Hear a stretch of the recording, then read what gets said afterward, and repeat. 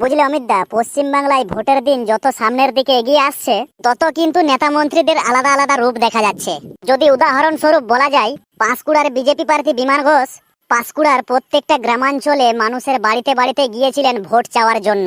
কিন্তু দুঃখের বিষয় এটাই, উনি যখন প্রত্যেকটা পাড়ার ভিতরে গিয়ে ভিজিট করছিলেন মানুষের সাথে দেখা সাক্ষাৎ করার জন্য, ভোট চাওয়ার জন্য, কিন্তু কিছু কম সংখ্যক মানুষের সাথেই ওনার দেখা সাক্ষাৎ হয়েছিল। তখন সেখানে উনি কিছু জনসাধারণকে প্রশ্ন করে, আপনাদের পাড়া এত খালি খালি লাগছে কেন? তখন উত্তরে সে সমস্ত মানুষজন বলে, আমাদের এখানে সবাই খেটে খাওয়া গরিব দুঃখিনী চাষিবাসী ঘরের মানুষ, তো সবাই মাঠে ঘাটে এই সময় ব্যস্ত আছে ক্ষেতের জমিতে। তখন ওই পাঁশকুড়ার বিজেপি প্রার্থী বিমান ঘোষ পাড়া থেকে বেরিয়ে সোজা ক্ষেতের জমিতে চলে যান। সেখানে গিয়ে উনি মানুষের সাথে আলাপ আলোচনা করেন। শুধু তাই নয়, যে হাল গরুতে টানে সেই হাল টেনে দেখালো পাঁশকুড়ার ওই বিজেপি প্রার্থী বিমান ঘোষ। তাহলে আপনারা ভাবুন যে কতটা জনদরদি নেতা উনি।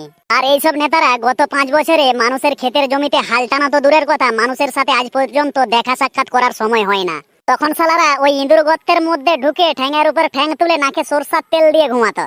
আর আজ দেখো, যেই ভোট ঘোষণার দিন ঠিক হয়ে গেছে, সেই ইঁদুর গর্ত থেকে বেরিয়ে এসে সোজা একদম ক্ষেতের জমিতে এসে হাল টেনে দেখাচ্ছে চাষিবাসীদেরকে, দেখো যে তোমাদের কতটা পাশে আছি আমি। সালা, ভোট কি জিনিস! যারা সোশ্যাল মিডিয়ায় কমেডি টাইপ ভিডিও বানায়, তারা ওই ভোট প্রচারকে কেন্দ্র করে কিছু কমেডি টাইপ ভিডিও বানিয়েছেন। সেটা আবার কেমন না, নেতা বাড়িতে বাড়িতে গিয়ে দেখছেন যে মানুষ কতটা কষ্ট করছে, কতটা কষ্টের মধ্যে আছে, যে মানুষ কতটা কষ্ট করে রান্না করছে এই রোদে জলে পুড়ে, সেখানে তার হাতে খুন্তি ছাড়িয়ে কিন্তু সে রান্না করে দিচ্ছে।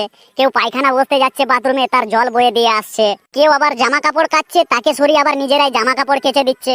ঠিক ওই একই লেভেলে কিন্তু কাজ করছে পাঁশকুড়ার ওই বিজেপি প্রার্থী বিমান ঘোষ। চালিয়ে যাও বিমান বাবু, তোমার হাল চালিয়ে যাও তুমি।